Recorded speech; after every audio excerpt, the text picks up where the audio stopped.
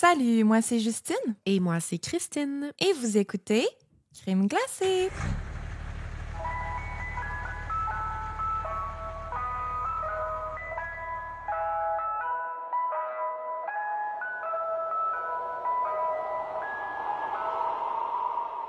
Salut tout le monde! J'espère Coucou! que vous allez bien, que vous êtes en forme. Oui, nous, c'est un crème glacée matinal. Oui, très tôt le matin, on a décidé de clencher ça un peu dernière minute. Écoute, les deux, on travaille en ce moment, fait que les deux, on a des vies complètement ou olé. En tout cas. Oui, donc crème glacée matinale et félin, parce que là, mes deux chats nous rôdent autour comme des vautours. Oui. Ça se peut que vous les entendiez. Oui. Calmez-vous, les mecs. OK. Mais bienvenue. Ouais, puis hey, aujourd'hui, la gang, dernier épisode avant. Et là, oui, avant l'épisode Patreon de Jus, un crème en mer, mais surtout, avant de commencer le Occultober, la gang. On ramène ça cette année aussi. Tout le mois d'octobre, nos épisodes vont être à thématique occulte, comme l'an dernier. Oui, on dirait que c'est fou de dire ça parce que là, je sais pas, ça a passé vite en tabarouette la dernière année. Ça veut dire, on dirait qu'on vient juste de le faire, genre, Occultober. Ouais, encore cette année, on va vous faire des épisodes spooky, occultes. Toute la patente. Donc, ça veut dire 3 épisodes pendant tout le mois d'octobre, le mois de Halloween. Attachez vos tucs. Puis, j'espère qu'on va vous faire des bonnes peurs. Oui, hein, ça va être un gros mois octobre parce que on a le Festipod le 4 octobre, Ouais. on a le Occultober, puis le début de notre tournée avec Simon Pretsch. Oui! Puis en plus de ça, on vous réserve une autre petite surprise qui s'en vient. On n'arrête pas! Hey, On vous gâte tellement, ça finit là. plus, là, à un moment donné. Ouais. Vous allez toujours vous attendre à avoir des surprises chaque mois. C'est là. ça. On met la barre haute. Crime! En tout cas, moi, je suis excitée. Là. Il arrive plein d'affaires ces temps-ci. On dirait qu'à chaque mois, à partir d'octobre, ça démarre une nouvelle ère de crème glacée. Là. En tout cas, bref, moi, je suis bien excitée. Fait que tout ça pour dire que c'est ça. C'est notre dernier épisode régulier avant de passer à Occultober. Occultober. C'est ça. Avant de commencer, Jus, t'as des petits shout-outs à nous faire? Oui, j'en ai 2 ce matin à vous dire. Le premier vient de Janie Arnois. Elle dit « Coucou, j'adore tellement votre podcast. Vous êtes super bonne pour raconter vos histoires et j'aime tellement la vibe que vous avez. Si c'est possible de faire un shout-out à Amy, ma seule amie qui partage la même passion True Crime que moi et qui m'a fait découvrir votre podcast. Merci et continuez votre beau travail. » Oh, merci les filles. Coucou Amy, merci de nous avoir fait découvrir à Janie. Yes, salut les filles. Le deuxième est de Malaika. Désolée si je l'ai mal prononcé. Elle dit « Hello les cornettes, j'adore votre podcast. Vous êtes incroyables. Je dis merci à mon amie Sarah Prince qui est cousine à l'une de vous, si je me trompe pas. » C'est vrai! Oui, elle fait un shout-out à ma cousine Sarah. Wow, cute! C'est elle qui m'a parlé de ce podcast puisque j'adore le true crime. En tout cas, continuez comme ça, vous êtes hot. Oh, salut! C'est bien nice. Salut Malaika, salut Sarah, merci de nous écouter. Oui, merci beaucoup. Parfait, ben maintenant, j'imagine qu'on est rendu à ma saveur du jour. Oui. C'est pas vraiment une saveur du jour, là, d'aujourd'hui. C'est plus comme une saveur, justement, du mois qui s'en vient, de la saison qui s'en vient. Puis là, j'espère que je me répète pas, là, parce que je sais pas si l'année dernière, durant le Occultober, j'ai mentionné ça, justement. Mais faut juste dire notre saveur du jour, ça peut être la même C'est pendant ça. 3 mois si on veut. C'est ça. Ben genre, je retrouve une saveur qui revient à chaque automne, qui sont les épices d'automne. Puis je sais pas si ça existe de la crème glacée. Genre, c'est ça que j'ai l'impression que je radote, là, mais si l'année passée, vous m'aviez dit, genre, « Hey, Christine, genre, oui, ça existe, tabarnak », puis vous m'aviez envoyé des suggestions, ben... Elle les a toutes oubliées. Renvoyez-moi-les, parce que moi, j'ai besoin de suggestions parce que je trippe. Je mangerais vraiment pas ça, genre, à l'année longue, là, puis des trucs d'épices d'automne, mais comme quand l'automne arrive, j'exagère, là. Genre, je prends mes petits creamers dans mes cafés, épices d'automne. Après ça, je fais genre des croustades aux pommes, des potages à la courge. Genre, j'haïs. J'aime pas tant ça cuisiner dans la vie, mais quand l'automne arrive, je deviens une folle. Envoyez-moi vos suggestions de crème glacée. Je suis preneuse. C'est ça ma saveur du mois et c'est ça, des semaines à venir. Là. C'est très approprié. Voilà. Fait que c'était tout. Puis là, maintenant que tout ça c'est dit, on va passer à mon épisode. Yes! J'imagine que vous êtes peut-être moins nombreux que d'habitude à avoir cliqué sur la vidéo, sur le podcast, si vous avez vu la photo sur Instagram. Parce que j'ai mis une photo de bébé, on s'entend. Fait que ça se peut très bien qu'il y ait des gens qui aient fait comme « Oh non, ce n'est pas pour moi ». Fait que là, je vais m'adresser aux gens qui ont passé cette étape-là et qui sont encore parmi nous et qui m'écoutent. Je vais faire un trigger warning, OK, en début d'épisode parce que, oui, mon histoire parle d'un nouveau-né, quand même. Donc, un bébé naissant. Si c'est comme un sujet qui vous touche particulièrement en ce moment, je vous dirais peut-être que c'est pas le bon moment d'écouter l'épisode, mais, regarde, sans vous faire... un peu, comment je dirais ça? En tout cas, spoiler alert, là, genre, je voulais vous garder un petit suspense, mais je veux juste vous dire quand même que mon histoire se termine quand même très bien.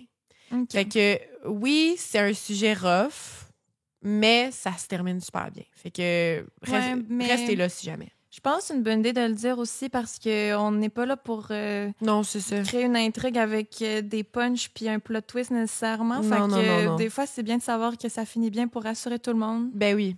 Donc, ça va comme suit. Nous sommes le 15 décembre 1997, donc un peu avant Noël, dans le quartier de Feltonville, Philadelphie, dans l'État de la Pennsylvanie aux États-Unis.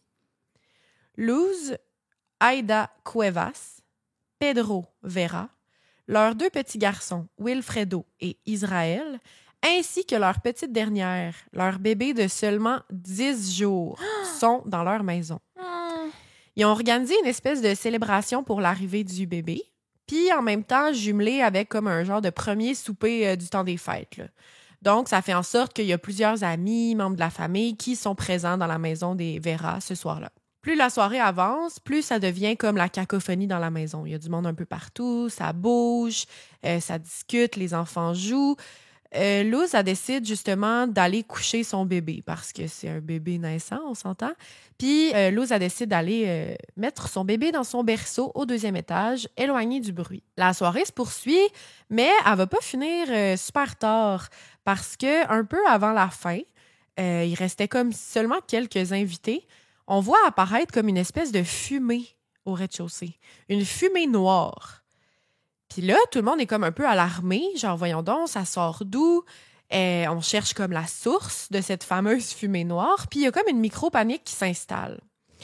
Luz est en train de se rendre compte carrément que sa maison est en train de prendre en feu. Et que ça part du 2e étage. Hein? Ouais. Là, tout le monde commence à s'activer. Les gens, ils sortent dehors en vitesse. Les gens, ils récupèrent toutes leurs affaires vite au rez-de-chaussée. Puis genre, go, on s'en va. Les cris, ils réveillent même les enfants qui étaient comme déjà couchés. Puis là, ils courent toutes... tu sais, mettons, ils dormaient peut-être sur le divan ou whatever. Puis là, ils courent toutes à l'extérieur. Puis Luz, elle, sa panique en ce moment, c'est comme « Oh mon Dieu, mon bébé, il est en haut. Faut que j'aille le récupérer, tu sais. » Donc là, Luz, elle part à la course. Là, elle commence à voir que dans les escaliers, il y a des flammes. Là. C'est pas juste une fumée noire, c'est des flammes. Puis au 2e, ça a l'air d'être le feu à la grandeur. Voyons. Genre, ça va pas du tout. Fait que là, c'est vraiment difficile pour elle de respirer. C'est difficile pour elle d'avancer dans les flammes. Mais elle peut pas faire autrement. C'est une mère. Son bébé est en haut. Faut qu'elle fasse quelque chose. Luz, elle essaye de monter au 2e étage parce que sa petite Delimar Cuevas Vera est toujours dans son berceau. Par contre, elle n'y arrive pas pour l'instant. Les pompiers vont avoir été appelés, on s'entend, dès le début, puis ils arrivent vraiment rapidement. Plusieurs camions de pompiers, go, faut éteindre le feu. Je peux même pas imaginer dans quel état Luz était à ce moment-là, là, de comme pas être capable de monter au 2e, mais de pas vouloir du tout quitter la maison. Là. Elle voulait pas sortir. Là, probablement déchirée, que là. toute sa famille, ses amis étaient comme là, il faut sortir, il faut tu vas mourir si tu montes en haut. Les pompiers, ils s'en viennent, ils arrivent, on les entend, blablabla. Viens, on va sauver ton bébé, mais faut que toi, tu survives. T'sais, ça devait être décrissant. Là, genre, elle pleurait, elle criait, elle était comme sous le choc. Là, à un moment donné, elle passait de comme les cris, les larmes à genre un silence d'être sous le choc, justement. Les pompiers y arrivent, puis ils commencent à combattre les flammes. Quelques pompiers prennent rapidement le contrôle de la situation et tentent d'éloigner Luz du feu. Mais elle veut rien savoir.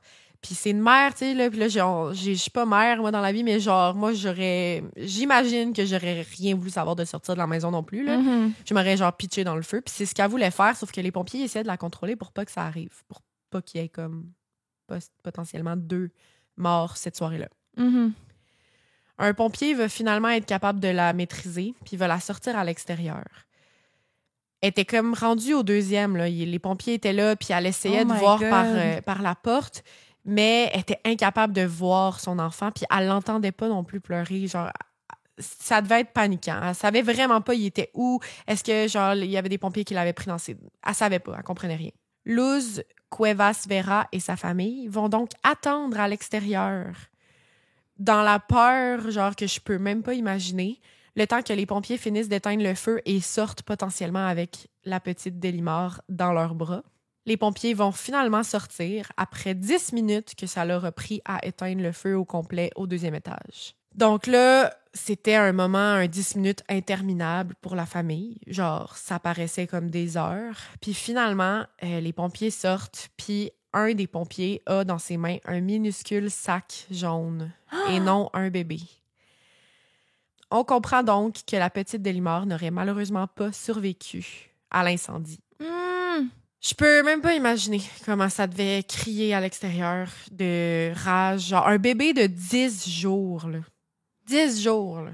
C'est tellement bizarre parce que normalement, comme quand tu perds quelqu'un, t'as plein de souvenirs avec la personne puis tu fais ton deuil d'une façon à ce que tu te rappelles les bons moments puis tout ça. Mais là, t'as comme même pas eu le temps. C'est encore plus déchirant. Genre, je comprends pas. Ça doit être terrible. T'as comme une nostalgie, une mélancolie de tout ce que t'as pas vécu avec cette personne-là à la place. C'est ça. Mm-hmm. Ouais. Donc là, bien sûr, à partir de ce moment-là, tout le monde est en deuil. On se rappelle, la famille avait déjà 2 petits garçons. Fait que là, les frères, ils viennent de perdre leur petite sœur, genre nouvellement née. Pedro, Luz, comme tout le monde est en deuil. Mais particulièrement la mère est incapable de croire que son bébé est vraiment décédé. Elle y croit pas. Premièrement, elle n'a pas pu la voir. Elle avait comme les yeux vers la chambre, puis elle ne voyait pas sa petite fille dans le berceau. Elle l'entendait pas non plus. Puis le sac jaune, malheureusement, il contenait seulement des cendres. Les pompiers, ils ont comme rapidement dit à la femme qu'ils n'ont pas trouvé le corps. Il avait probablement déjà été réduit en cendres, comme tout était brûlé, vraiment brûlé, au 2e étage. Sauf que pour la mère, de ne pas avoir vu le corps de son bébé, elle y croit pas. Elle n'est pas capable. Genre, même si les autres gens dans sa famille sont comme « OK, il faut qu'on commence à faire notre deuil, il faut qu'on commence à passer à autre chose », elle y arrive pas. Elle veut rien savoir. Puis ça va ça va rester avec elle genre pendant vraiment, vraiment longtemps.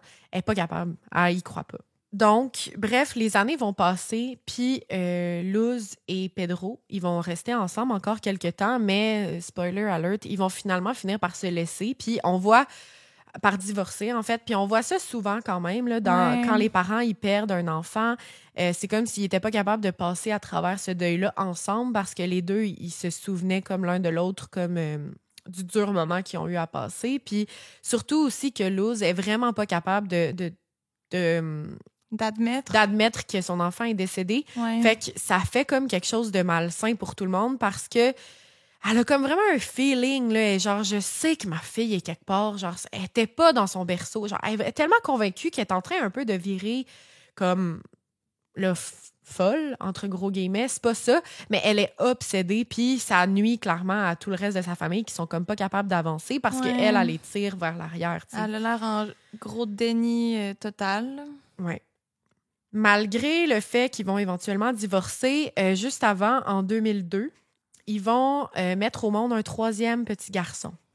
Donc, un petit garçon qui s'appelle Samuel. Donc là, on a Wilfredo, Israël et Samuel. 3 garçons. Comme si Luz Cuevas, elle savait comme qu'elle allait pas avoir une fille. Parce qu'elle était comme, ma fille est encore quelque part, genre. Puis là, elle a comme son 3e garçon, puis elle est comme, il y a pas comme quelque chose qui va remplacer ma fille. Ma seule et unique, genre, elle est quelque part dans le monde. Elle n'est pas capable de s'en remettre. Il n'y aura pas plus d'enquête que ça à ce moment-là parce que, eh bien, ils ont sorti ce qu'ils croyaient être les restes humains de l'enfant dans le sac jaune, puis les pompiers et les policiers vont vite déclarer ça comme un incendie accidentel. Ah ouais, mais comment ça a démarré au 2e? Ben c'est ça, dans le fond, les pompiers. Une enquête, genre? Oui, il va y avoir une petite enquête minime, là, ce que vous allez comprendre pour plus tard. Là. Ça avait l'air très minime, leur affaire, mais tu sais, ils ont pas compris, c'était comme le party, il y avait peut-être du monde qui avait fumé dehors, sur le balcon, blablabla. Mais aussi, ce qu'ils vont remarquer, c'est qu'une des prises de courant de la chambre de la petite était comme... avait comme explosé. Donc, les pompiers vont dire que c'est un incendie accidentel dû à genre l'électricité, comme le courant électrique dans la maison, là, les conduits électriques, je sais pas comment dire ça. Okay. C'est la raison qui va être donnée en 1997 quand l'événement est arrivé. Je comprends. Sauf que là, ce qui va se passer par la suite, c'est comme un espèce de point de non-retour pour la mère de Delimar parce que, tu sais, là, les années ont passé, puis elle passe pas à autre chose. Les gens autour d'elle commencent à grieve, là, genre à faire leur deuil et tout, mais elle y arrive pas. Puis là, elle va comme faire quelque chose qui va vraiment comme, premièrement, quelque chose de criminel, quelque chose qui est pas en droit de faire, mais elle va comme dépasser un point de non-retour qui va, par contre, changer le cours de l'histoire complètement. Donc, on est en 2004, en janvier 2004. Là, oui, les parents sont plus ensemble de la petite Vera, mais ils ont quand même beaucoup de familles. Genre, c'est comme une famille hispanophone, c'est ça qu'on dit? Une espagnole? Une famille hispanophone? C'est ça? Ben, ils parlent espagnol? Oui. Hispanophone. Ouais, excusez. Puis, ils ont comme vraiment beaucoup de familles éloignées, mais genre, ils sont très familiales. Donc, les cousins, les cousines, les gens éloignés dans la famille, comme ils se rassemblent encore quand même, les gros parties, les fêtes de famille. Assez que des fois, tu vas dans une fête de famille, puis genre, il y a comme la moitié du monde que tu connais pas vraiment, mais c'est genre des amis d'amis, de cousins, de cousines, de grandes tantes, de petits oncles, de petits neveux. Ça finit plus de finir. Je trouve ça beau, cette culture-là latine, un peu des grandes familles. Oui, 100%. Puis aussi, dans le quartier où est-ce qu'ils habitent, justement, c'est quasiment tous là qui vivent. Genre, ils ont, comme la majorité de leur famille habite, genre, dans leur rayon de 30 km, genre. Fait qu'ils sont tout le temps en train de se rassembler. Puis malgré le fait que Luz et Pedro sont plus ensemble, sont divorcés, ils vont quand même continuer à se voir dans des parties de famille, justement, parce que ils ont tellement... Écoute, genre, ils ont quand même eu 3 enfants ensemble, puis leurs familles ont quand même eu le temps d'être proches. Fait qu'il y a certains moments où ils vont se croiser. C'est justement en janvier 2004 qu'il va y avoir un genre de party d'anniversaire d'un des enfants, là. Un enfant d'un cousin. Pour vrai, c'est comme pas clair dans les sources, mais il va y avoir une fête d'enfants où est-ce que toute la famille va se rassembler. Puis le genre de fête où est-ce que justement toute l'après-midi, les enfants, ils jouent, ils courent un peu partout dans la maison, ça s'amuse. Pendant ce temps-là, les parents, la famille, ben ils boivent un verre, tu sais, autour de l'îlot, puis comme ils jasent, ils grignotent des petites entrées, des petites bouchées. Puis ça ressemble à ça, tu sais, une fête d'après-midi familiale. Sauf qu'à un moment donné, Luz, qui est là avec ses 3 petits garçons, puis il y a aussi Pedro qui est pas loin, tu sais, même s'ils sont plus ensemble, comme je disais. À un moment donné, Luz, elle tombe genre sur une petite fille dans le party, une petite fille qui joue avec ses garçons, justement. Et là, elle est complètement sous le choc. Non. Elle regarde la petite fille, qui a l'air d'avoir à peu près 5, 6, 7 ans, genre. Puis elle est comme, oh mon Dieu, je la reconnais. Genre, elle dit, mais tu sais, pas je la reconnais, genre, pas genre, elle ressemble à mon enfant. On s'entend, son bébé avait 10 jours, là. Oui, c'est ça. C'était pas le temps tu de... ressembles à rien, là, à 10 jours. Là. Exact. Sans vouloir être méchante, là, mais ouais. Mais c'est plus comme, oh mon Dieu, la petite fille qui est là, elle ressemble à genre mes gars, puis elle ressemble à moi quand j'étais petite, genre. Oh. Elle se dit comme, on dirait que je me reconnais en elle. Genre, j'ai des photos de moi, là, quand j'étais bébé, puis elle me ressemble. Ça n'a pas de bon sens. Tu sais, ça n'a pas de bon sens. Puis même que Pedro Vera, le père de Delimar, qui a qui a aussi perdu son bébé. Il va même être capable d'admettre durant le party parce que Luz, elle dit, elle est comme, oh mon Dieu, tu sais, elle dit à ses sœurs, elle dit à Pedro aussi, elle est comme, tu trouves pas qu'elle me ressemble, genre? Puis Pedro, il va même admettre que, ouais, elle ressemble un peu à un de nos gars, genre. C'est quand même très similaire. Sauf que Luz, elle est pas capable de penser à autre chose. Elle fait juste la regarder. Limite un peu creep, là. Puis c'est là que je dis que ça dépasse un peu un point de non-retour puis que c'est un peu comme pas legit. C'est qu'elle commence à genre vraiment obséder sur la petite fille puis vraiment l'observer durant la fête. Puis elle la suit un peu partout. Puis elle est comme vraiment, là... C'est elle. Elle dit, je suis convaincue. Elle dit, on dirait ma fille. On dirait que c'est elle, genre. Puis comme dans les âges qu'elle a, ça fit aussi, là, parce qu'elle n'a pas demandé elle a quel âge, là, mais ça a l'air d'être comme une petite fille d'à peu près 6 ans. Là, puis là, il y a 6 ans qui est passé, puis bref. Ce qui fait en sorte qu'elle remarque encore plus la ressemblance, c'est que Delimar, elle a comme des petites fossettes dans les joues. Puis ça, c'est comme un trait que c'est pas vraiment tout le monde qui ont, tu sais. Même que moi, j'en connais très peu, là, des gens qui ont des fossettes, ça arrive de même. Puis elle n'en a plus, Luz. Mais quand elle était jeune, elle avait des petites fossettes aussi. Puis ses enfants, ils en ont eu. Puis genre, il y en a 1 ou 2 qui en ont. Puis tout. Fait qu'elle est comme... C'est vraiment un trait de caractère, un trait de physique qui fait pas de doute, là. Genre, elle est comme, c'est sûr. Ouais, il y a trop de coïncidences, là. Ouais. La mère de la petite fille, qui est en ce moment une inconnue, là, pour elle, ça se trouve à être comme... une fille qui a épousé un cousin éloigné de Pedro Vera, donc de son ex-mari. Fait que, tu sais, c'est pour ça qu'elle est au party. Puis, ben là, elle, Luz, elle est tellement genre en mode espion, en mode détective, elle veut comprendre qu'est-ce qui se passe, elle s'en va y parler, tu sais. Puis, elle réalise que, oui, c'est pas une cousine, c'est pas une petite cousine qu'elle connaît vraiment, mais elle l'a déjà côtoyée là, plusieurs fois, elle l'a vue dans des parties. Puis d'ailleurs, cette femme-là était au party, au fameux party de l'incendie. Elle était là. Elle s'en rappelle.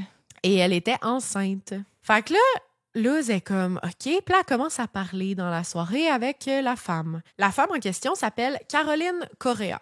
Comme je l'ai dit, c'est une femme qui a épousé un certain quelque chose Hernandez, donc elle devient Caroline Correa Hernandez. C'est une femme qui a épousé un cousin du cousin du cousin du machin du machin.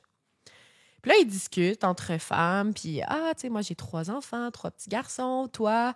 Ah, moi, j'ai 2 gars aussi, puis ben, j'ai ma petite, là, qui a 6 ans, c'est la plus jeune, blablabla. Ouais, tu sais, ben oui, je me rappelle de toi, le party, nanana, j'étais enceinte, moi aussi. Hey, mais tu sais, t'as perdu un enfant, toi, cette soirée-là.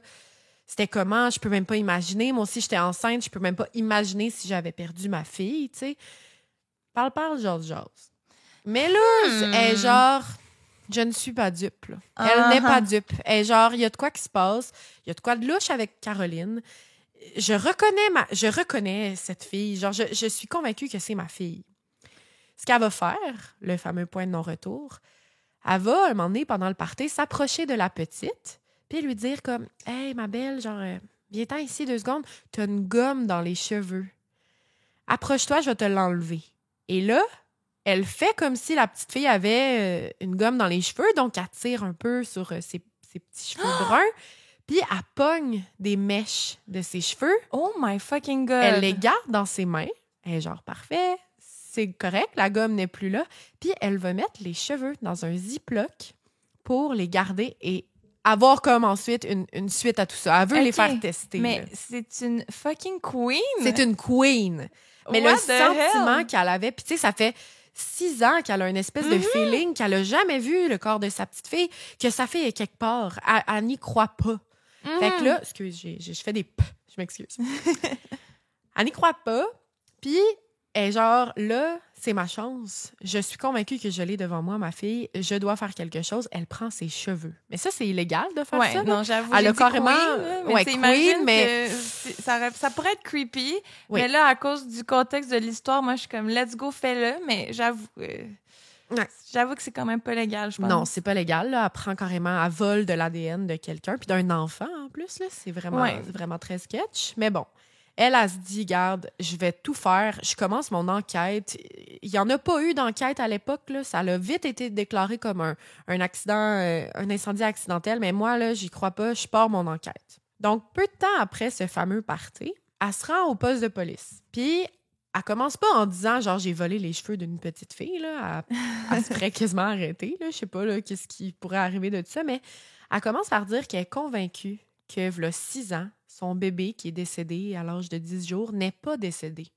Elle commence à dire qu'elle est convaincue que sa fille est quelque part, qu'elle s'est faite enlever, puis qu'elle est convaincue de l'avoir vue. Parce que sa fille, la petite fille, elle a 6 ans, puis elle aurait eu 6 ans, sa petite fille, tu comprends? Delimar. Ah, mais elle a de l'air un peu Mais de c'est loulou, ça, là, l'affaire, c'est que là. tout le monde autour d'elle, en plus, tu sais, son ex-mari Pedro, tout le monde peut appuyer le fait que ça fait 6 ans qu'elle n'est pas capable de croire, qu'elle n'est pas capable de faire son deuil, qu'elle est un peu des loulous, un peu en train de virer folle. Fait que là, le fait qu'elle ramène ça, puis qu'elle dit qu'elle a vu une petite fille dans un party, puis qu'elle est convaincue, ça fait un peu creep. C'est elle qui a l'air d'une femme qui est sur le bord d'enlever un enfant, là. Ouais. C'est elle qui a l'air folle. Mais elle lâche pas le morceau, puis elle est comme, j'aimerais ça faire tester l'ADN. Est-ce que c'est possible de faire ça? Est-ce que c'est possible d'amener cette petite fille-là? Je sais c'est qui, je sais son nom, je sais sa famille, tout ça, on se connaît. Est-ce que c'est possible, s'il vous plaît, monsieur les policiers, d'avoir un échantillon d'ADN et de m'assurer que c'est bel et bien pas mon enfant, pour que je puisse passer à autre chose? Ouais. Sauf que cette fameuse opération, ben, ça s'enligne pour être quand même assez compliqué parce que là, ça implique que des policiers doivent se rendre chez une famille. Là, je vous rappelle, il y a comme 2 petits gars, une petite fille de 6 ans et un couple qui sont mariés en ce moment. Puis de cogner, quoi, puis de dire genre, hey, on aimerait avoir des échantillons de votre fille, on a des raisons de croire que vous n'êtes pas la mère biologique de celle-ci et que vous l'auriez enlevée. Genre, c'est quand même très touché, puis il faut être sûr de ce qu'on fait à ce moment-là parce que sinon, ça fonctionne pas. Ouais, puis I guess que les parents doivent être consentants. Oui, aussi, parce que tu peux pas juste prendre les échantillons ADN Non, d'un c'est enfant ça. sans le consentement des parents. Sauf que Luz, elle va pas se laisser faire, puis elle va réussir à convaincre les policiers que, écoute, elle a trouvé une façon de tester l'ADN. S'il vous plaît, genre checker l'ADN, et quand on aura la confirmation, on pourra faire quelque chose, genre, je vous le jure. Et là, elle avoue le petit vol de cheveux. Elle va dire aussi que le soir de l'incendie, elle est convaincue qu'elle a vu dans la chambre que son bébé n'était pas dans son berceau. Elle a dit qu'elle l'aurait entendu pleurer, c'est certain.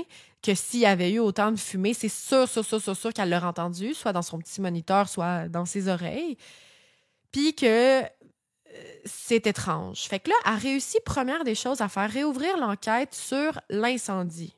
Wow! Pas sur tout de suite le fait que c'est pas que son bébé a été enlevé, mais sur l'incendie. Parce que ça l'avait rapidement été considéré comme un accident, sauf que c'est assez étrange. Puis là, les pompiers et les policiers de l'époque, donc de 2004, au moment où elle a été à la fête d'enfants et tout, ils vont comme revérifier l'affaire, rechecker les trucs. Ils vont même pouvoir réanalyser le petit sac jaune parce que le sac jaune, ça contenait des cendres. Puis on n'a jamais vraiment on n'a jamais vraiment vérifié si les cendres appartenaient bel et bien à un humain, là. Ouais. Puis à l'époque, justement, les avancées ADN, là, genre, je fais beaucoup de cas ces temps-ci qui sont comme fin des années 90, c'est pas encore super développé.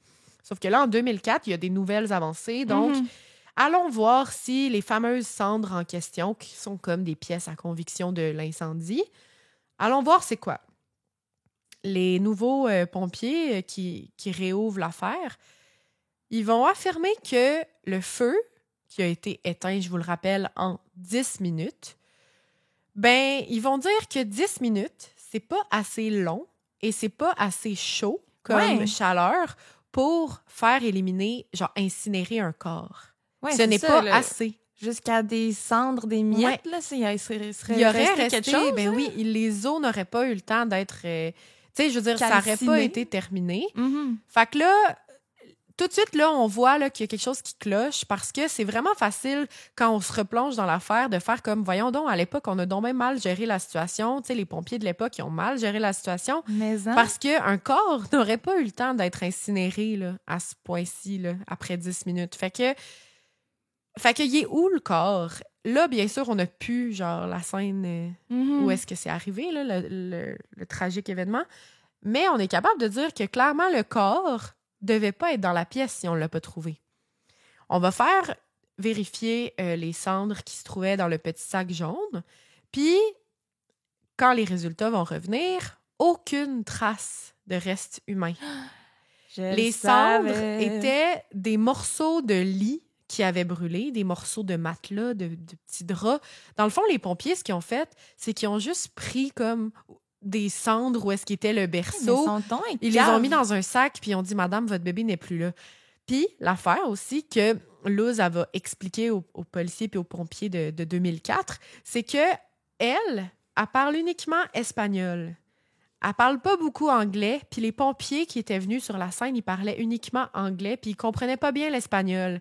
Fait qu'il y avait eu comme une espèce de clash de langage entre les deux, de langue en fait, qui faisait en sorte que le soir même de l'événement, quand elle essayait de se débattre pour entrer dans la chambre, puis quand après les pompiers sont sortis avec le sac jaune pour lui expliquer que son bébé était décédé, eh bien, il y avait eu probablement comme une miscommunication. Genre, il y avait quelque chose qu'ils n'ont pas compris. Peut-être que les pompiers de l'époque lui disaient « c'est tout ce qu'on a trouvé dans le berceau, c'est ce sac jaune et c'est que des cendres », mais qui n'ont pas poussé plus loin. Mais la femme était convaincue que son bébé était dans la chambre. Fait que s'ils n'ont pas trouvé de bébé... Fait que ça s'est comme mal fait. Elle a peut-être mal expliqué que... Mais j'ai pas vu mon bébé dans le berceau. Ouais. Puis il la comprenait pas. Pu comprendre ça, ouais. Il la comprenait pas. Fait qu'elle, elle disait genre « mon bébé », puis eux, ils ont pris les restants qu'il y avait dans le lit. Puis tu sais, ça s'est fait. Mais là, elle explique ça aux policiers de l'époque. Puis elle est comme... Il y a peut-être eu quelque chose qui s'est passé parce que moi, je comprenais pas les pompiers, puis eux ne me comprenaient pas non plus. Holy motherfucking Donc shit. là, en voyant qu'il n'y a pas de restes humains, que c'est impossible qu'on ait eu une incinération de corps en moins de 10 minutes à la température que le feu était, que les pompiers de l'époque, la famille, le fait qu'il y ait une différence entre les langues, ça allait causer probablement problème. Là, on se dit, OK, on a des raisons de réouvrir une enquête sérieuse. Là on parle peut-être d'un incendie criminel, de un, et d'un enlèvement d'enfants. Parce que le bébé était là au début de la soirée. Là. Je veux dire, il peut pas s'être évaporé. Là. Puis c'était une fête, on se rappelle, donc il y avait beaucoup de membres de la famille éloignés, d'amis, comme je vous le disais, des grandes fêtes. Ça se peut qu'il y ait eu un enlèvement de bébé, tu sais. En fait, c'est fort probable. Le bébé était pas là. Ouais. Puis Luz, elle a toujours cru que son bébé était en vie quelque part. Wow. Donc là, oui, Pedro et ses deux enfants, ils ont comme toujours eu de la difficulté avec la mère qui croyait, et dur comme fer, que son bébé était vivant. Puis même que les deux petits garçons, ils vont toujours dire par la suite qu'ils étaient convaincus aussi que leur petite sœur était en vie parce que leur mère, elle leur en parlait tellement, quasiment à chaque soir. C'est pour ça aussi qu'il y a probablement eu divorce et toute la patente, là. Mais elle leur en parlait tellement que les deux petits frères étaient convaincus qu'ils allaient revoir leur petite sœur un jour. Oh. Ils sont plusieurs là, à dire comme « ben on est convaincus qu'elle est... ben on est convaincus, blablabla. » Ouais, tout le monde a espoir maintenant. Là, mais c'est fou comment elle aurait pu juste être complètement genre parano, delusional. Ouais, ça aurait pu. En hystérie, entre guillemets, tu sais. Mm-hmm. C'est fou. Ouais, parce qu'en 97, là, le sac jaune, les cendres, tout porte à croire. Là, t'es dans un party avec ta famille, tes amis, tu t'attends pas à ce que quelqu'un enlève ton enfant. Fait que s'il y a un feu, il y a un incendie qui est considéré accidentel par des pompiers, ben tu les crois, tu sais. Mm-hmm. Fait que comme ça aurait vraiment pu là, être qu'elle a fait juste virer folle et delusional parce qu'elle vient de perdre son bébé. Là. Ouais. Elle est postpartum, c'est très récent, tout ça. Ça aurait pu, là, les deux cas étaient très possibles. Genre. Exact. Sauf que là, comme on commence à voir que les enquêtes de l'époque ont fort probablement été bâclées, on décide de faire le test d'ADN sur les cheveux que Luz a conservés de la petite fille en question. On se dit qu'on n'a rien à perdre. Les analyses ADN vont être faites. Et guess what? It's a match! It's a match! Les cheveux appartiennent bel et bien à la fille biologique de Luz Cuevas. Hey, mais... On est capable donc d'identifier que les cheveux appartiennent bel et bien à une Delimar Vera qui s'appelle aujourd'hui Elia Hernandez. Mais l'audace de l'amener au fucking party de famille. Mais c'est 6 ans plus tard, puis elle était enceinte, entre gros guillemets. Tu comprends? Ouais, mais genre... Oh my God. Fait que là, Là, c'est un match. Là, on a un mandat de perquisition pour aller chez la fameuse Caroline Correa et lui dire « Nous devons faire des tests d'ADN sur votre fille pour avoir comme une double protection que c'est bel et bien... » Parce que là, les cheveux, là, on a pris des cheveux de, tu sais... Ouais, ça aurait pu être des cheveux de quelqu'un d'autre. Là, il faut s'assurer que c'est bel et bien ça. Ils vont donc se rendre chez la fameuse Caroline Correa. C'est quand même rough, là. Elle, là, elle ouvre la porte. C'est des policiers qui leur disent « Madame, nous devons prendre des tests ADN de votre fille, Elia Hernandez. On a des chances, tu sais, on a des raisons de croire qu'elle n'est pas votre fille. » C'est rough, là. C'est sûr qu'elle était petite dans ses shorts à ce moment-là. Et que oui. Oh my God. Vraiment. Donc là, l'affaire, c'est que elle n'a pas le choix, il faut qu'elle y aille maintenant. T'sais, ils vont pas la laisser une chance de s'enfuir, là, whatever. Donc, ils vont l'amener au poste de police tout de suite avec sa petite fille, les deux ensemble dans la voiture, et ils vont l'amener au poste de police pour prendre des tests ADN. Rendue là, elle a comme pas vraiment le choix de dire oui, je le veux, là, parce que si elle refuse, c'est louche. On s'entend, quand tu te fais amener au poste pour prendre ton ADN, t'es mieux de dire oui. Parce que sinon, c'est ça, tu pars avec une coche de plus. Là, ils sont dans la salle d'attente un peu. Ils attendent pour que la petite fille se fasse amener. Puis elle, la petite fille, on se rappelle, elle a 6 ans. Là, elle doit rien comprendre. Là. Comme j'arrive dans un poste de police, il y a une policière. La policière, au moins, est super gentille, mais il y a une policière qui m'amène dans une salle pour prendre des échantillons de salive, tu sais. Sauf qu'avant que la policière gentille l'amène, eh bien, Caroline, elle va juste dire « Hey, c'est-tu possible? On va juste aller à la salle de bain parce que ma petite fille, elle a envie de faire pipi, puis c'est pressant. » Fait que juste avant, il n'y a pas de problème, je vais vous laisser prendre son ADN, je consens, il n'y a aucun problème, mais je vais juste aller l'amener faire pipi. Oh non. Là, quand il revient de la salle de bain, la policière gentille est comme « Viens-t'en, ma chouette, on va aller dans la salle juste là-bas, juste toi puis moi. Inquiète-toi pas, ça sera pas long, je vais juste prendre un petit peu de ta salive. » Sauf que pendant le moment où la petite fille est seule à seule avec la policière, elle va parler, tu sais, puis genre, elle l'amène à se déjeuner. Puis c'est une petite fille qui, on va le voir un peu plus tard, là, elle était pas gênée pantoute, là. Elle était super extravertie, elle parlait, elle avait du caractère, là. Une petite fille de 6 ans qui parle, qui jase, qui est confiante, qui est pas gênée pantoute. Puis là, elle va dire à la policière, à un moment donné, quand elle a pris confiance en la madame... Ma maman, c'est bizarre, elle m'a mis quelque chose de drôle dans la bouche quand on était aux toilettes. Ah! Ouais. Et là, la policière... Oh my God! Pip, pip, pip, pip, genre, red flag. Ah ouais, elle t'a mis quelque chose de louche, de drôle dans la bouche, OK? C'était quoi? Un petit sambon? Un petit... Non, c'est bizarre, tu sais, ça goûtait bizarre. Et là... Elle est convaincue. Elle est genre, Ben OK, oui, Caroline, elle a fait quelque chose. Je sais pas qu'est-ce qu'elle a mis dans ta bouche, mais elle a fait quelque chose pour potentiellement essayer de comme enlever l'ADN. Genre. Mais ça marche pas de même. Ça marche pas de même, là. Peu importe le produit qu'elle aurait mis dans sa bouche, ça marche pas de même, là. Genre, oh mon Dieu. On va être capable d'en avoir de l'ADN, tu sais. Caroline est dupe. Caroline est dupe. On prend les tests et on les envoie en laboratoire pour les faire analyser. Pendant ce temps, Caroline retrouve sa petite fille, Elia Hernandez, qui, on le sait très bien, ou presque à ce moment-là, doit être Delimar Vera, tu sais. Et elle s'enfuit. Elle réussit à s'enfuir du poste de police avec sa petite fille en attendant les résultats des tests ADN. Donc là, mais comment est-ce possible? Ouais. Comment? Et moi, je l'aurais gardée barrée dans une pièce, là. Ah, vraiment, vraiment. Ah, franchement. Sauf que là, à ce moment-là, là, partout, on cherche la voiture. Dans les médias, partout, à télé, à radio, tout le monde, on cherche comme un peu un alerte Amber. Là. En fait, c'est carrément un alerte Amber. Ouais. Un alerte Amber d'un enlèvement déjà fait. Genre, je sais pas comment dire, là. Ouais. Mais elle est en train d'enlever... Mais là, c'était pas considéré comme un alerte Amber, mais elle est en train d'enlever une enfant qu'elle a déjà enlevée il y a 6 ans, mettons. Là. Ouais, c'est fou, raide, là. Donc là, on cherche une Chevrolet 2003 Bordeaux, donc rouge, de plaque d'immatriculation du New Jersey, NTL 71H. Et là, c'est partout. Dans les bouches de tous les chroniqueurs, de tous les journalistes, de tout le monde, partout, on cherche la voiture. Thank God, ça va prendre quelques temps. C'est pas écrit dans les sources combien de temps ça leur a pris avant qu'ils retracent le véhicule, mais ils vont finalement retrouver le véhicule. Fiou. La petite fille, elle devait capoter pendant ce temps-là parce qu'elle est avec sa mère, du moins ce qu'elle croit être sa mère. Donc, elle n'est pas censée se sentir en danger, mais pourtant, elle se sentait vraiment en danger. Là. Elle était stressée. Clairement, sa mère affuyait quelque chose, puis même à l'âge de 6 ans, elle était capable de comprendre ça. Là, elle n'est pas dupe, la petite. Elle sait qu'il y a quelque chose de louche qui se passe. Non.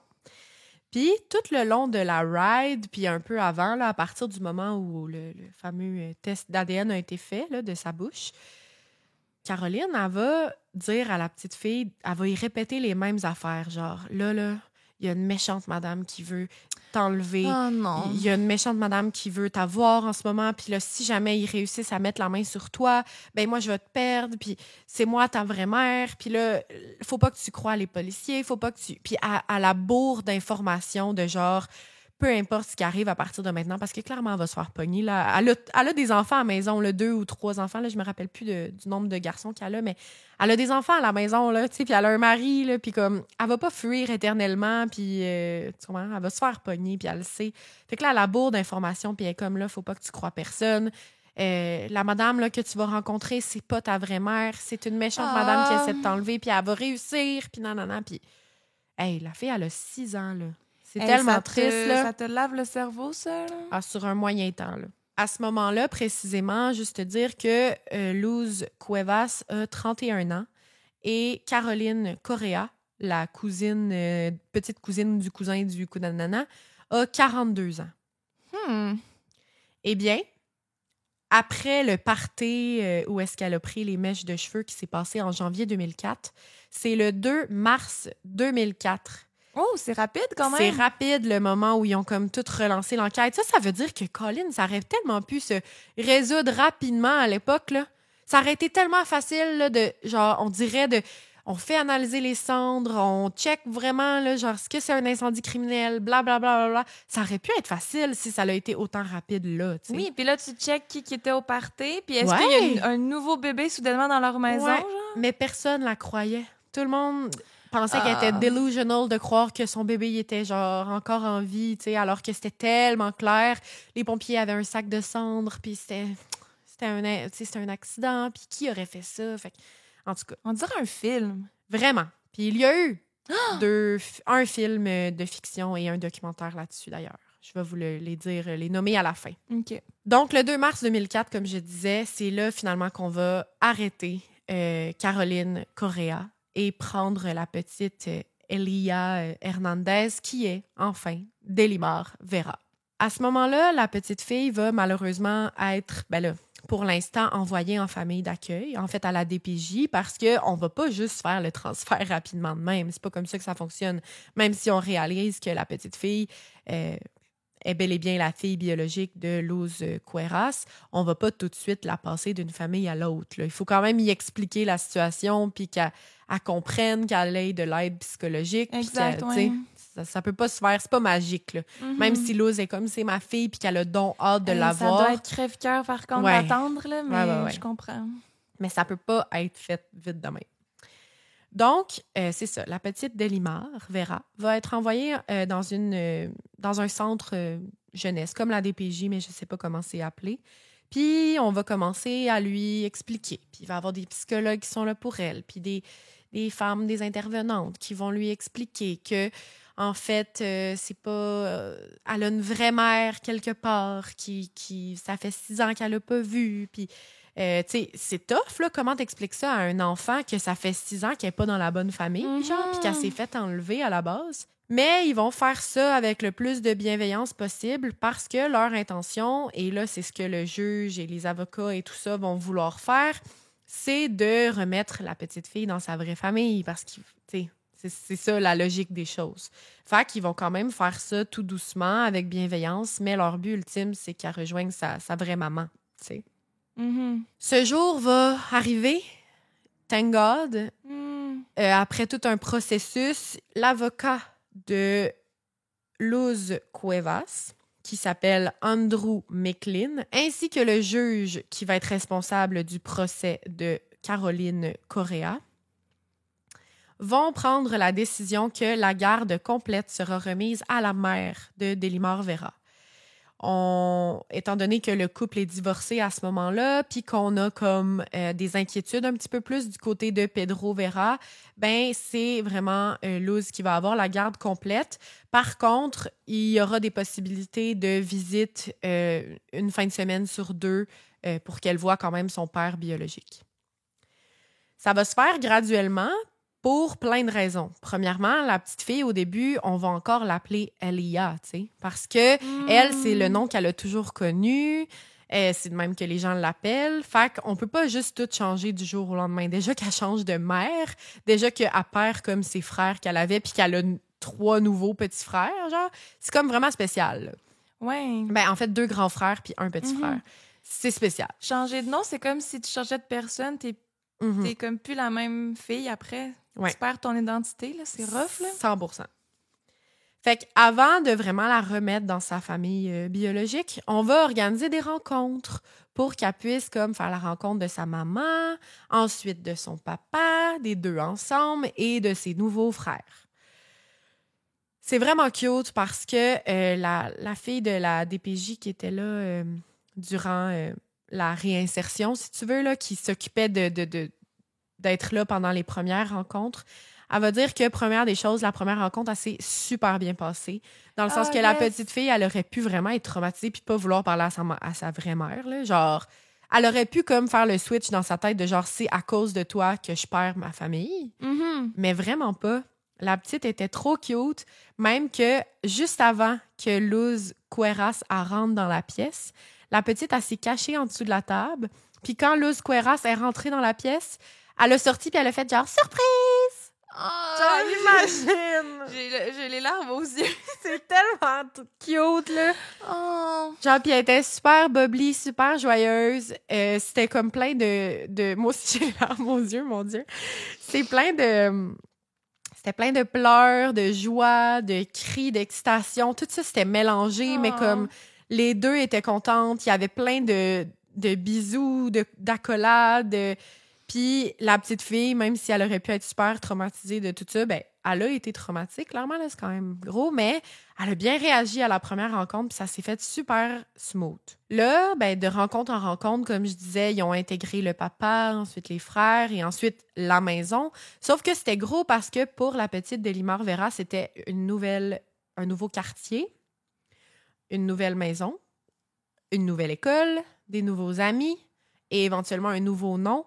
Mais pas juste ça, c'est que je vous rappelle que la famille de Luz Cueras parle uniquement espagnol, alors que Caroline Correa, elle parle anglais.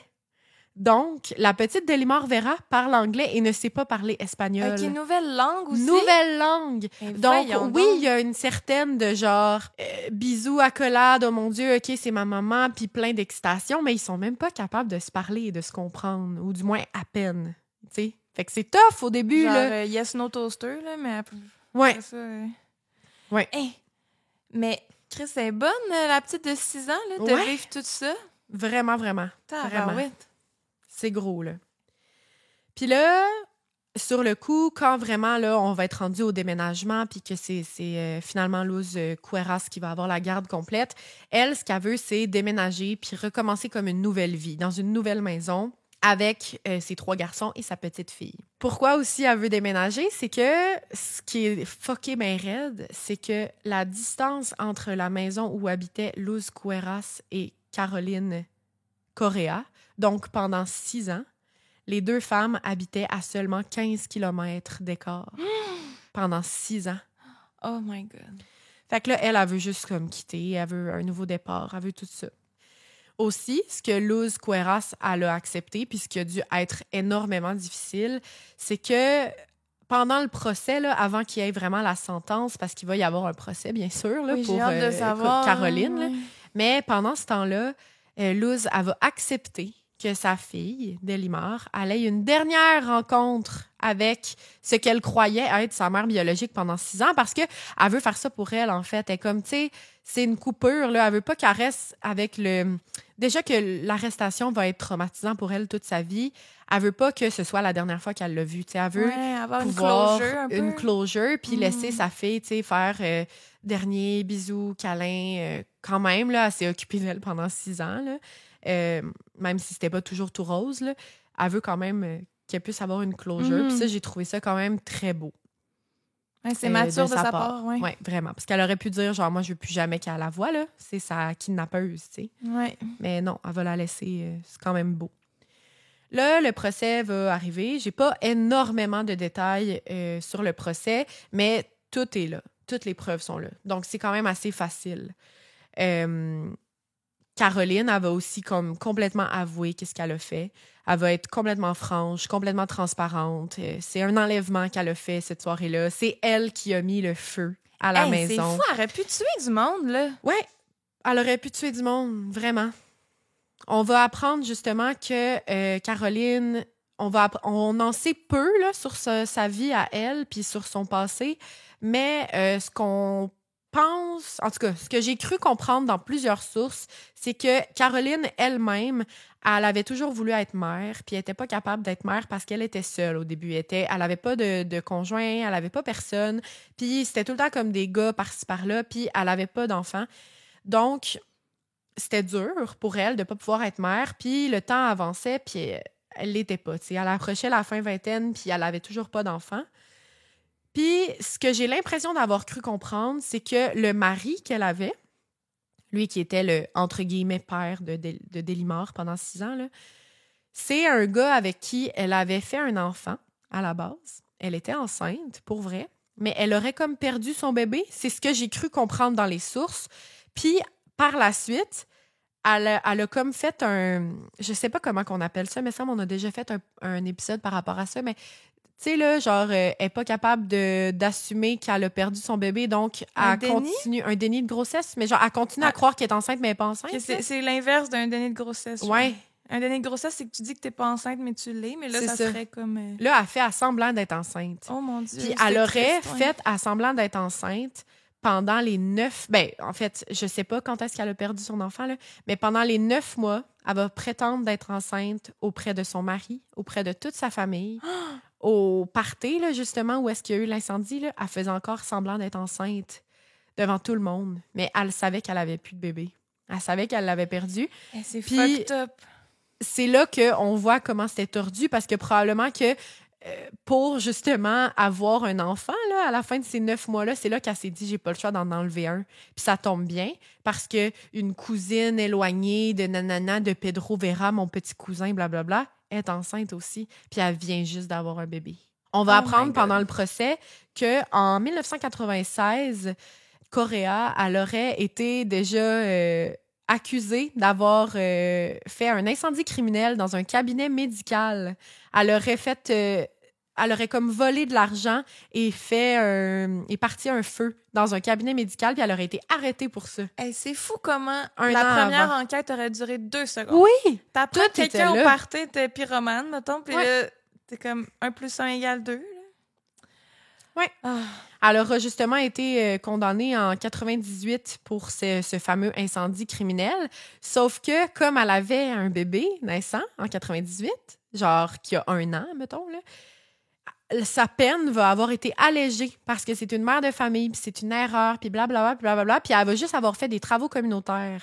Fait qu'elle n'aura pas été en prison. Mais ça veut dire que peu de temps après qu'elle ait enlevé et mis le feu dans une maison, enlevé un enfant, elle a comme été genre accusée de son incendie criminel qu'elle a fait juste avant, puis elle a commis juste des travaux communautaires parce qu'elle avait un bébé. Fait que là, ça porte à se croire, OK, est-ce qu'elle a genre enlevé le bébé pour réduire sa peine d'incendie criminel d'avant? Parce que dans le fond, c'était peut-être une pyromane, je sais pas, puis elle a mis le feu, blablabla. Est-ce que c'était pour l'aider dans son procès de 96, tu sais?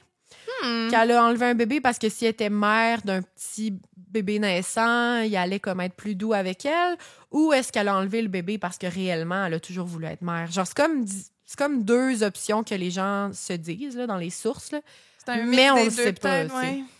On va jamais vraiment savoir la raison finale. Là. Elle va pas le dire, mais elle va juste comme tout avouer quand même les faits qu'elle a fait.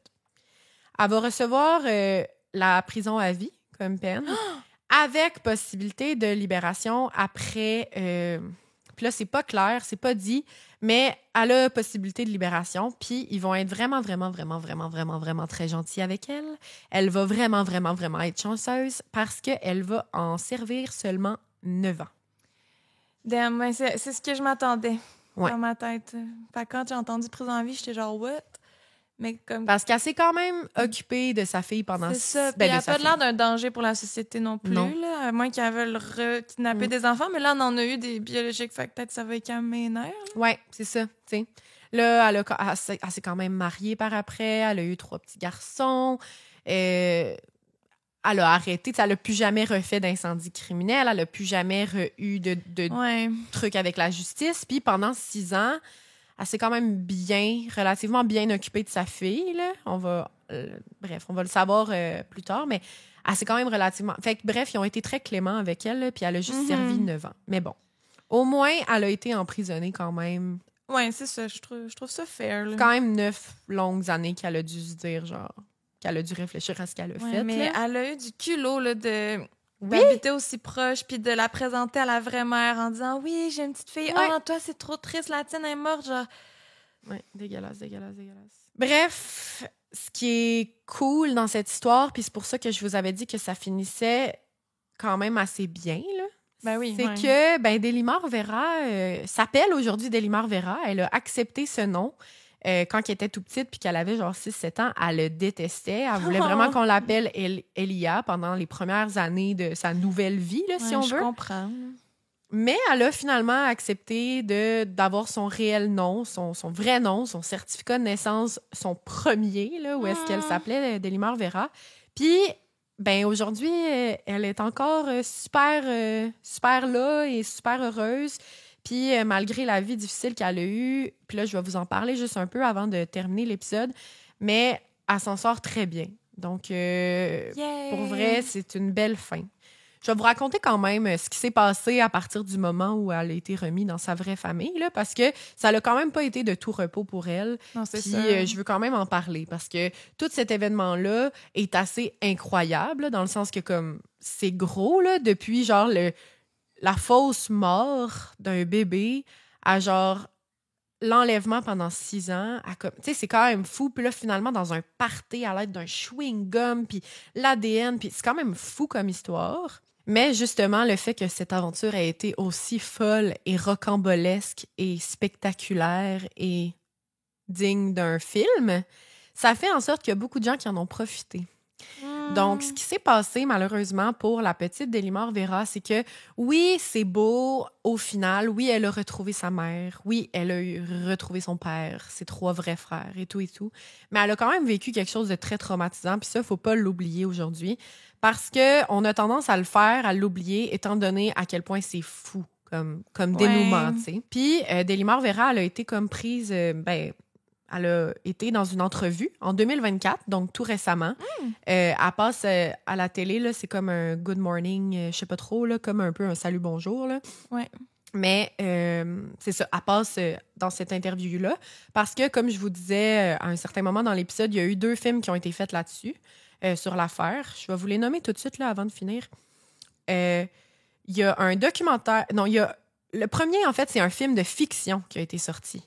Puis c'est pour ça là, que, genre, je vous dis que ça n'a pas toujours été facile pour elle parce que dès que, genre, tout ça a sorti, c'était tellement fou qu'on en a fait un film. Mais pas, genre, un documentaire pour savoir comment vont la famille, qu'est-ce qui se passe maintenant, le processus, le cheminement, tout ça. Non, vraiment pas. C'était un film de fiction qui s'appelle Little Girl Lost de Delimar Vera Story qui a été... fait en 2008, donc vraiment pas très longtemps après tout ça. Là. On est en 2004 quand elle a été réinsérée dans sa vraie famille. Là. Fait que comme 4 ans plus tard, un film, puis là, c'est sensationnaliste. Puis comme, oui, c'est basé sur les faits réels, mais tu sais, ils en mettent là, plus dans ce genre de film-là.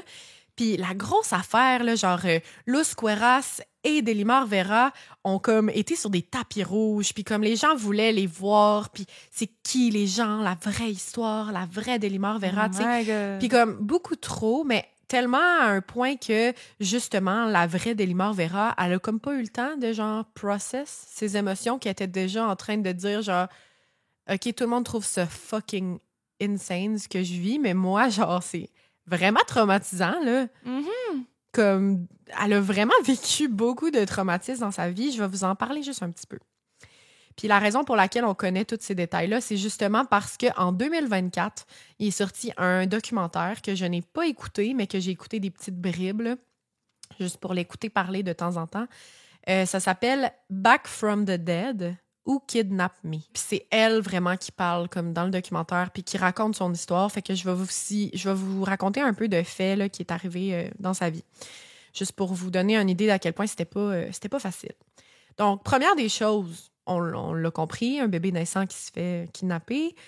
Pendant les 6 ans qu'elle a vécu avec Caroline, ça n'a pas été de tout repos. On va apprendre que Caroline était très absente comme mère. Étonnamment, là, parce que si tu veux vraiment un bébé au point de le kidnapper, il me semble que t'es scotché à lui, puis genre... Ouais, c'est mais ça. non, elle était full absente par le travail. On va apprendre que son mari, le gars qu'elle a épousé, whatever, qui était là dans les 6 ans que Delimar Vera elle a été là, ben dans le fond, c'était comme un homme assez violent, assez toxique. Puis Delimar était souvent comme laissée à elle-même, soit qu'elle était comme un peu maltraitée par lui, par le faux père, ou qui était comme abandonnée par sa fausse mère. Fait que c'était pas très sain pendant 6 ans, au final. Ah, ça me surprend tellement. Ouais. Elle était quand même bien proche de ses frères dans cette fausse famille. Donc, au moins, elle avait eux dans sa vie. Puis aussi, elle avait sa grande-tante. Donc, là, c'est pas clair, mais comme dans la famille de la kidnappeuse, là, il y avait quand même une femme qui était souvent à la maison pour s'occuper des enfants parce que le couple était complètement dysfonctionnel, là, si on comprend bien. Donc, il y avait quand même une femme qui s'est rapprochée d'elle. Puis Delimar Vera elle raconte aujourd'hui qu'elle s'ennuie quand même de cette femme-là. Elle a été comme un peu une grand-mère pour elle, genre. Mm-hmm. Puis je sais pas là, si elle la voit encore aujourd'hui, c'est pas très clair, mais comme ils ont quand même eu une connexion. Fait que ça aussi, c'était un deuil à partir du moment où elle est arrivée dans sa vraie famille, elle a perdu le contact de cette femme-là parce que, tu sais, Puerto Rico puis toute la patente, je veux dire, à un moment donné. Donc, des deuils, perdu une fausse mère, perdu un faux père, perdu une fausse tante, perdu des faux frères, c'est quand même beaucoup. Et à partir du moment où elle est arrivée dans sa vraie famille, ben c'était compliqué aussi, tu sais. Elle s'entendait pas toujours bien avec Luz Cueras. Autant, tu sais, elle était ultra contente de la retrouver, autant là, elle passait avec une mère très rigide, très froide, une différente façon de vivre, tu sais. Contrairement à la mère qu'elle avait avant, là, elle passe dans une famille typique un peu là, de la culture hispanophone, mais comme très froide, peu chaleureuse, même si c'était les gros bisous puis les gros embrassades pendant la réunion, on s'entend, ça c'est ce que les médias ont montré, mais au day-to-day, ben, Delimar, elle a peut-être manqué un peu d'amour et d'affection en vivant cette épreuve quand même vraiment difficile. On va apprendre aussi que dans les 6 ans qu'elle a été dans sa fausse famille, elle était super extravertie, super gros caractère et tout, parce que sa mère, elle l'envoyait faire des pubs, puis du mannequinat, puis des photos dans des magazines. Elle a même passé dans des émissions à Nickelodeon. C'était genre une petite fille là, de 6 ans, elle a été actrice, là, toute la patente pendant ces 6 ans-là. Hey, mais il me semble, là, je kidnappe une petite fille. Là. Ouais. Je veux pas qu'elle passe à Nickelodeon. Là. Ben, c'est ça! Hey, c'est bizarre. Fucked up, là. Puis, c'est toute elle qui retirait l'argent de tout ça. Ben oui, on c'est s'entend. sûr. Mais tout ça pour dire que Delimar Vera, aujourd'hui, là, a dit que c'est le jour et la nuit. Genre, elle se rappelle quand même de sa petite enfance. Tu sais, puis là, elle a coupé des souvenirs clairement de sa tête, mais elle se rappelle qu'elle était ultra extravertie comme petit enfant, mais aujourd'hui, elle est full introvertie. Jamais qu'elle tu sais, là, elle a fait un documentaire, mais elle voudrait jamais comme devenir actrice, modèle, toute la patente. Elle est super comme dans ses affaires, puis super calme, puis elle a comme perdu un peu de sa petite flamme de jeunesse, veut pas, à travers tout ça. Bref, on va apprendre aussi que c'est ça. C'était pas toujours facile avec sa mère, c'était pas toujours facile avec son père non plus. Tu sais, elle apprenait à connaître un père, mais à distance, au téléphone, de temps en temps par semaine. Durant sa crise d'adolescence, justement, elle se serait tellement chicanée avec sa mère qu'elle aurait décidé de déménager chez son père. Mais un père qu'elle connaît pas beaucoup, tu sais, à part dans quelques événements ou par téléphone. Puis ça, c'est gros. Imagine, là, Luz Cuera, ça perd comme sa fille 2 fois. Sa fille est comme « fuck off, maman, je m'en vais vivre chez papa », tu sais, en adolescente. Sauf que sa mère, ce que je vous ai pas dit depuis le début, Luz Cueras, j'espère que c'est clair, là, ce que je vous dis, mais elle a toujours pensé que Pedro Vera avait quelque chose à faire avec l'enlèvement. Parce que c'était du côté de sa famille à lui là, que ça s'est passé, tu sais. C'était comme une cousine de cousine de cousine, là, mais genre, c'était dans sa famille à lui, puis elle a toujours eu des soupçons, puis des doutes, puis elle a toujours trouvé Pedro un peu comme un papa-enfant, là, qui s'occupe pas vraiment de ses enfants, puis qui en voulait pas vraiment, mais qui... Il est bien funny, puis il est bien drôle, puis genre, ses enfants, ils rêvent comme du jour où ils vont avoir comme plus d'attention de leur père, mais... C'est un peu le funny dad, mais qui est pas vraiment une bonne figure parentale. C'est plus un ami, genre. Exact. Puis c'est vraiment comme en allant habiter chez son père que Delimar Vera, elle va se rendre compte de ça. Puis elle va avoir entendu sa mère lui répéter plein de choses aussi depuis qu'elle est avec elle. Fait qu'elle va comme être capable de voir que c'est vrai. Dans le fond, mon père, il est pas vraiment responsable. Puis c'est louche un peu. Puis elle raconte dans le documentaire qu'à un certain moment dans sa vie, elle l'a confronté. Puis elle a dit « Papa, est-ce que tu as quelque chose à voir avec mon enlèvement, genre, de tout ça? » Puis dans le documentaire, le gros genre de cliffhanger du documentaire, c'est qu'en fait, on le saura jamais parce qu'elle n'a pas eu la réponse. Elle dit en fait qu'elle n'a pas eu la réponse satisfaisante à sa question, que c'est resté flou, puis qu'elle dit « je le saurai jamais vraiment ». Mais en plus, s'il n'y a rien à voir là-dedans, là, t'es pas flou dans ta réponse. T'es genre absolument pas, tu sais, c'est bien bizarre. T'es plus présent dans la vie de ta fille un coup que tu la retrouves, ou ben je sais pas. Fait qu'il y a comme quelque chose qui nous pousse à croire que peut-être qu'il y a un lien. Tu sais, pourquoi c'était si simple, là, genre mettre le feu au 2e étage, enlever un enfant, peut-être qui était dans le coup. C'est même passé dans les journaux, il y a comme un gros titre qui dit genre « Est-ce que le père Pedro Vera a quelque chose à voir? » Tu sais, mon Dieu! C'est louche. Fait que bref, elle a vécu une vie rocambolesque. Elle a failli aussi vraiment mal virer. Elle s'est retrouvée dans la drogue. Elle s'est posé des questions. Elle a rencontré aussi, dans son passage, beaucoup d'autres personnes vraiment toxiques. Elle parle d'ailleurs d'une de ses relations amoureuses où est-ce qu'elle était dans une relation super abusive puis violente. Mais finalement, après un certain moment, quand j'imagine la vingtaine a embarqué, son lobe frontal s'est développé, puis elle s'est dit, garde, écoute, je mérite mieux que ça. Puis j'ai vraiment trouvé ça beau là, de l'entendre parler parce que elle parle dans l'entrevue, là, puis c'est tellement beau. Elle dit, à ce moment-là, je me suis choisie. Pendant que mon chum toxique était au travail, j'ai loué un U-Haul, j'ai mis toutes mes affaires dans un camion et je suis partie. Let's go! Elle a tout arrêté, la consommation, la vie de merde qu'elle avait. Puis éventuellement, genre peu de temps après, en 2018, c'est là qu'elle a rencontré l'homme qui est maintenant genre son mari. Il s'appelle Isaïa. Ils sont tellement cute. Je vais mettre des photos. Genre, ils se sont mariés. Puis genre, tu sais, full couple goal. Puis elle est full belle. Puis il est full beau. Puis ils sont tellement cute. Puis genre, en tout cas. Puis lui, il avait déjà un fils de 11 ans. Donc, elle devient comme belle-mère de ce fait. Ils se sont achetés une belle maison. Ils habitent ensemble. Elle continue, clairement. Elle dit, genre, je parle à ma mère comme à tous les jours. Genre, tu sais, j'habite plus avec elle, of course, elle a 27 ans, mais elle dit, on se parle quasiment tous les jours. Elle dit, je parle encore à mon père, malgré le fait que je ne saurai jamais vraiment la réponse à ma question, mais elle dit, on a quand même une bonne relation amicale. Fait qu'elle y parle, genre, comme à toutes les semaines. Hey, mais c'est de famille, hein, de prendre les choses en main puis de se dire, hey, moi, je trouve les réponses ou je me sors de cette situation-là. Ma mère qui pogne les cheveux, qui va voir la police, elle qui est comme « Hey, je prends mon U-Haul puis je déguerpille. » Vraiment. Puis elle dit justement, c'est comme ça qu'elle clore l'entrevue, mais elle dit, pour vrai, genre, autant j'ai eu des hauts et des bas avec ma vraie mère, tu sais, avec ma mère biologique. Elle dit, autant maintenant, aujourd'hui, je suis capable... Genre, elle dit, je me suis tellement posé la question, genre, mais qu'est-ce que je fais? Est-ce que je suis dans la bonne famille? Je suis qui? Puis comme... Tu sais, une grosse question identitaire, là. Genre, je veux dire, elle a comme vraiment vécu des gros traumatismes. Elle dit... Aujourd'hui, c'est fou comment je me fais penser à ma mère. Elle dit, je fais des choses, puis je suis comme, oh my God, que je suis comme ma mère. Puis elle dit, s'il y a bien une chose, malgré tous les moments difficiles que j'ai vécus, la froideur peut-être de la maman, elle dit, c'est que ma mère, elle m'a appris à être forte, à être indépendante, à me battre dans la vie, à pas lâcher. Puis elle a dit, genre, je vais toujours, comme, lui en être reconnaissant. Genre, puis chaque fois que je vois un petit défaut de moi sortir, elle est comme, ah, c'est ma mère, mais elle l'aime, genre. Donc, voilà. Wow! Quelle belle histoire! C'était... Je pense que je vais mettre un trigger warning sur Instagram à cause de ma photo, puis je vais écrire genre spoiler alert, ça finit bien. Ouais. Écoutez-le. Parce que oui, c'est rough, ça parle quand même de mort de bébé, qui n'est finalement pas une mort de bébé. Fait que, tu sais. En tout cas, c'était l'histoire de Delimar Vera. Allez voir les photos.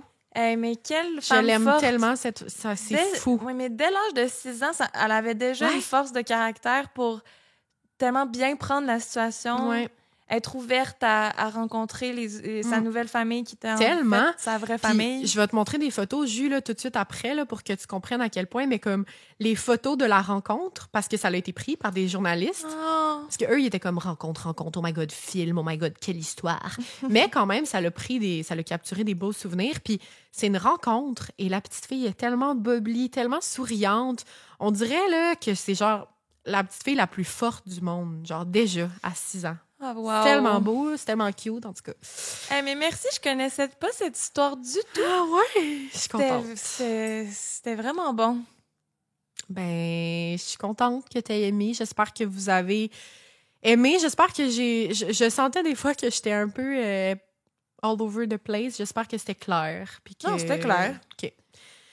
C'est un de ces épisodes que je n'ai pas lu mon texte du tout, mais c'est parce que j'ai tellement écouté d'affaires, lu d'affaires, écrit mon truc dans les dernières semaines que je connais l'histoire par cœur. Puis je vais vous mettre les sources. J'espère que je me suis pas trompée.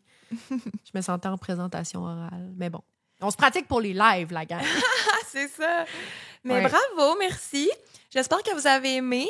Là, ça conclut notre mois d'épisodes réguliers.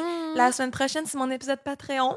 Un crime en mer. J'ai tellement hâte de savoir. Parce que le seul crime en mer que t'as fait, Terry Joe, c'est genre mon épisode préféré. Fait que j'ai hâte de savoir, là, ça va être quoi. C'est un autre registre complètement. Mais merci d'être là. On se retrouve dans 2 semaines si vous n'êtes pas sur Patreon, mais on vous encourage à nous rejoindre et à vous abonner si vous le pouvez. Ça nous encourage énormément. vraiment. Un gros merci à tous nos cornets qui sont déjà sur notre Patreon. Tellement. On vous aime beaucoup, on vous aime tous. Et si c'est pas possible pour vous de vous abonner, ben laissez-nous un 5 étoiles et une belle review sur la plateforme sur laquelle vous nous écoutez. Ça change tout, ça nous aide tellement. On en reçoit chaque semaine, puis pour vrai, ça nous fait du bien chaque fois de vous lire. Merci beaucoup. Tellement. Oui. Et abonnez-vous à notre Instagram et notre Facebook. Oui, restez à l'affût. Il va y avoir plein de petites dates de tournée qui s'en viennent encore et Oui. encore. Fait que peut-être qu'on va passer dans votre région. Puis on a hâte de vous voir. Exact. 25 octobre, 25-26 ou 24-25? 24-25. 24-25, on est à Amqui, Témiscouata. Nos premières représentations, ça va être trop le fun. On a hâte de vous rencontrer. Oui, on Bye. vous aime beaucoup. Bisous. Gros bisous à la semaine prochaine. Si vous êtes au Patreon, c'est dans le... Bye. Bye.